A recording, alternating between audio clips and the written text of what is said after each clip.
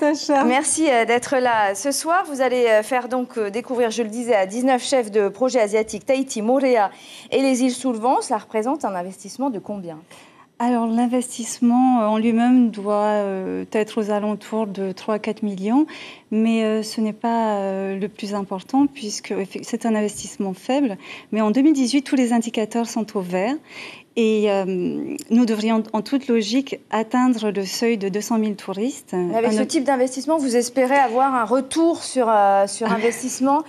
Sur quoi vous vous basez pour savoir qu'en faisant visiter les îles à ces 19 chefs de projet asiatiques, eh bien, ça va vous amener encore plus de touristes l'année prochaine, de la région en tout cas? Non, alors déjà, les Pro Tahiti sont une nouveauté 2018 de Tahiti Tourisme qui permet à tous les professionnels locaux, s'ils le souhaitent, de s'inscrire et de rencontrer les tour opérateurs qu'on fait venir de diverses régions. Cette semaine, il s'agit de la région Asie avec la Chine, le Japon et la Corée.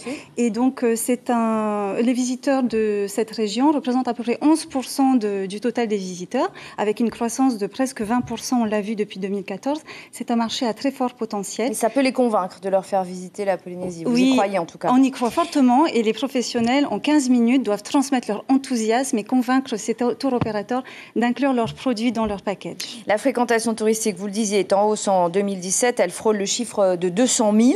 Il ne faut bien sûr négliger aucun marché, mais est-ce qu'il ne faut pas aussi et surtout s'organiser pour recevoir tous les touristes? Les touristes asiatiques en Polynésie n'ont pas ce qu'ils attendent, il manque des interprètes, des repas adaptés, entre autres. Comment remédier à cela?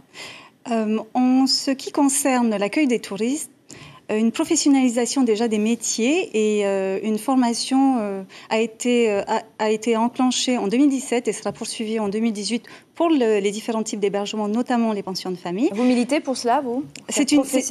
Pour cette professionnalisation? Oui, absolument, parce que c'est quelque chose qui va toucher tous les métiers et il est important que lorsque les touristes viennent en Polynésie, le message qui est véhiculé au travers de toute la campagne de publicité soit le même que celui qui est ressenti et perçu une fois arrivé sur place. Alors, on compte 46 hôtels en Polynésie contre 300 petits hôtels, pensions de famille et autres chambres d'hôtes. Le PDG d'Air Tahiti Nui, vous le savez, pense que l'arrivée de compagnies aériennes low cost comme French Bee ne va pas permettre forcément de remplir les établissements touristiques parce que les touristes n'auront pas les moyens d'y séjourner. Quelle est votre opinion sur cette question? J'ai un avis différent sur le sujet puisque nous avons les premiers retours de tous les types d'hébergements qui accueillent les clients French Bee. Donc, ces clients-là vont dans les pensions de famille, dans les charters nautiques et également dans les hôtels.